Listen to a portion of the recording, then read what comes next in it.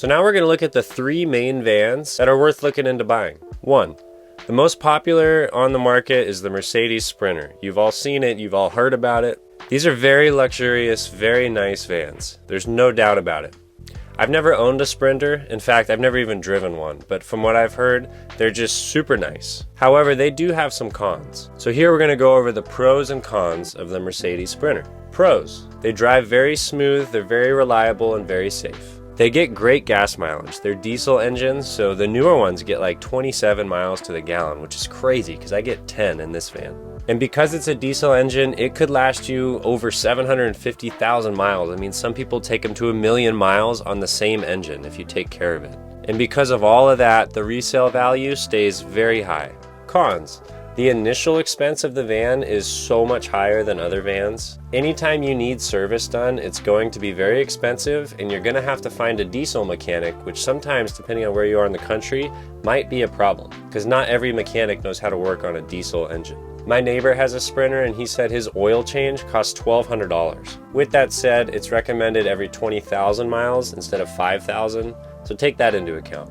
Any aftermarket accessory that goes on the Sprinter is going to be marked up a lot. I think it's just because they know people can pay it, but I'm talking like roof racks and ladders, any of those fun accessories that go on the outside or even the inside. They're going to be a lot more expensive with the Sprinter. Hey, I've been building camper vans for over 4 years, and while working alongside industry professionals, I filmed and edited every single step to make a masterclass on how to build campers. It includes over 40 tutorials, as well as discount codes from insulation companies, solar companies, electrical companies, all totaling almost the full cost of the course itself, as well as lifetime expert consultation from me. Yes, that's right. If you have a question during your van build, which I promise you will, I check daily and will answer any kind of questions you have. A link to check out Van Build Budget Pro will be linked down below, as well as all of the products used in this tutorial. So now that we've talked about the Mercedes Sprinter, let's move on to number 2, the Ford Transit.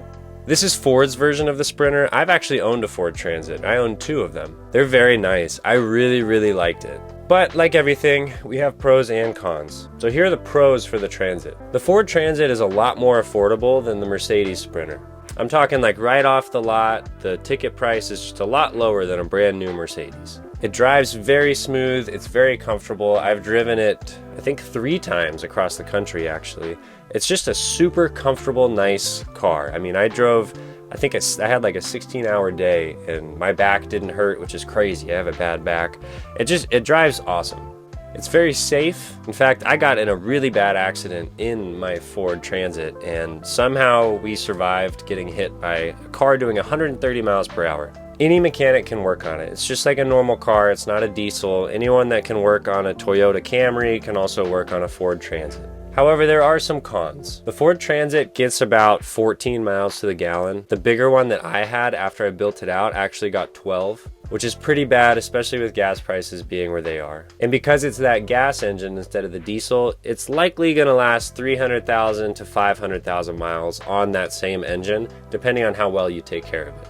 And now number 3, the Ram ProMaster. This is Ram's version of the Sprinter and the Transit, and I actually owned one as well. I'm not a huge fan of the Ram ProMaster, but let's go ahead and look at the pros and the cons. The Ram ProMaster is much more affordable than both of the Transits and the Sprinter. This is why I actually got one for my second build, because my budget was a little different, so I had to go cheaper on the initial cost. It's easy to work on for mechanics because it does have that gas engine, and there's also an abundant supply because every trade skill like plumbers, electricians, carpenters, they all often use these Ram ProMasters, so there's so many on the market, which I think is why the cost is a little lower. But with that said, moving on to the cons, it does literally feel like you're driving a plumber's van. I worked so hard to make the outside look nice and the inside, and I still felt like I was driving around some plumber's van. I'm not really sure why. It's just a little clunky. It's not super smooth. It's kind of loud and shaky. And this also got 14 miles to the gallon. So the 14 number is kind of typical unless you have a diesel engine.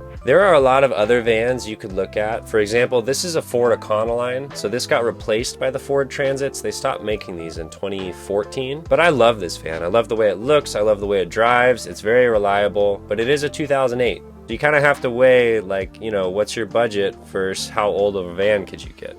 because I didn't have a very high budget, but it wasn't super low, so I got a 2008 with 50,000 miles on it, and after doing research, this engine was very reliable, so I liked it. There's also a Nissan NV. When I initially started looking at vans, I looked into this, and everything I read just made me not interested. So keep that in mind, but it is worth looking into because they are also affordable. Other than that, if you're looking at places like Facebook Marketplace and Craigslist, you're going to come across a lot of vans that are like early 2000s and 90s. And you might find a smoking deal on these. However, keep in mind that we're talking like a 20 to 30-year-old vehicle and you have no idea who drove it. So if you're going to go that old of a vehicle because of your budget, I would just anticipate that you're going to have to put more money into the mechanic side of the van. I would hate to put in all of my money and time into building out a van just to have it poop out on me in 40,000 miles. But regardless of how old the van is, I strongly encourage you to have a mechanic look at it before you purchase it. What they can do is called a pre-purchase inspection. It normally costs between $50 to $100, and you bring the car to the mechanic shop, and they do everything they can to inspect the vehicle without taking anything apart. I've done this on every car I've ever purchased. One time I was looking at an old Chevy, it was like a 96, and it was listed for $6,000, but I went and had the mechanic look at it, and he told me that there was going to be an extra $4,500 worth of work that needed to be done. So that $6,000 vehicle all of a sudden turned into $10,500. And even when I bought my 2019 Ford Transit, it only had 2,000 miles on it, I still got that done. Because it cost me maybe 75 bucks, and it's just a peace of mind to have an expert go and look at under the car and the hood, just look at everything and run tests, so that way you feel good about the van you're driving away with. I've purchased vans out of state, and the car dealers actually drove the car to the mechanic after I set up the appointment. Most car dealers do this. If they don't do it, I would be extremely weary as to why they don't want a mechanic to look at it. It's very common to do that with buying a used car. And then when I was looking at a van on Facebook Marketplace, I did the same thing. I told him I wanted a mechanic to look at it, and it wasn't a problem. I went and met with him, and then we drove to the mechanic, had the mechanic look at it. If someone's not willing to let you do that, I would be extremely cautious paying them for their van.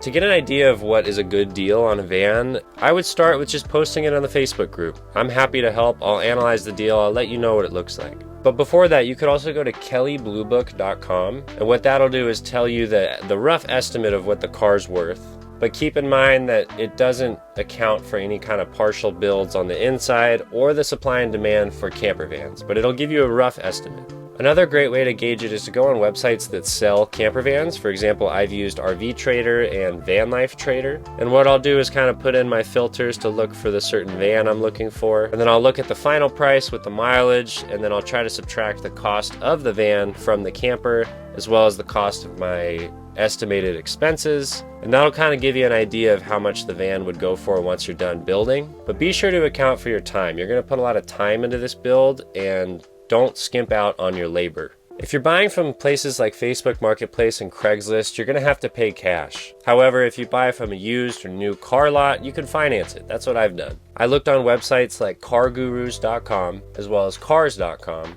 and I put in my filters for what vehicle I'm looking for with the make and model, as well as the mileage and my price range. And then I'll look nationwide at listings to try to find the best deal. And the 3 vans I purchased were in Massachusetts, Florida, and Nevada. And I live here in California. Cars are very expensive here, so even totaling the expenses to fly out and pick it up and then spend all the gas to get it home, it still saved me a lot of money to do that. Plus, I got a fun road trip out of it. This may sound like a lot of info, but to just simplify it, I would stick to the Ram ProMaster, the Mercedes Sprinter, or the Ford Transit, or Ford Econoline. Those are all very reliable vans, and if you have to, because of your budget, get a 20 to 30-year-old vehicle, just be cautious. Make sure you have a mechanic look at it, and regardless of what the mechanic says, I would just anticipate having to put at least a few $1,000s into it. Chances are, if you're buying an older van for $6,000, there's probably a reason it's so cheap. And one quick note, with those older vans, sometimes the odometer doesn't have enough digits to actually show 6 digits. So when you have 99,999 miles, once you have one more mile, it resets the odometer to 1 mile. So sometimes you'll see like a 1989 and it only has 23,000 miles. That actually could be 123,000 or 223,000. The lower the mileage, the better, obviously, but not if the odometer is rigged. Hey, so I'm sitting here editing and I realized that I actually forgot to mention something. When you're buying a used car, you can look at what's called the Carfax. If it's a private seller, they might have it or you might have to pay for it. You just put in, it's a website, you put in the VIN and you can either pay for it or if it's a used car lot, they'll have it. But what it does is it'll show you the history of the car. So anytime it's been in a wreck, if it has a salvage title or any kind of damage done, it'll tell you. And the reason that's important is because that affects the resale value. So if it has a salvage title, that means that the car was totaled at some point and then repaired. So I kind of steer clear of those. You can find a good deal on one of those, but you're running the risk of something not being repaired properly, and then also your resale value is going to be a lot lower. Sometimes you have just a minor fender bender, those are fine, but it does affect the resale value. And then sometimes you have frame damage, and that's something you're going to want to look into because frame damage is something that it bends the frame of the car, which can be very problematic and hard to fix. So that's just something you want to look for. It's called Carfax.com, and you can look at the whole history of the car. So hopefully this video gave you a better idea of what kind of van to look for and how to analyze a deal. And please, please, please remember to use your resources. If you have questions or if you find a deal you're unsure of, post it on the Facebook group. I'm here to help.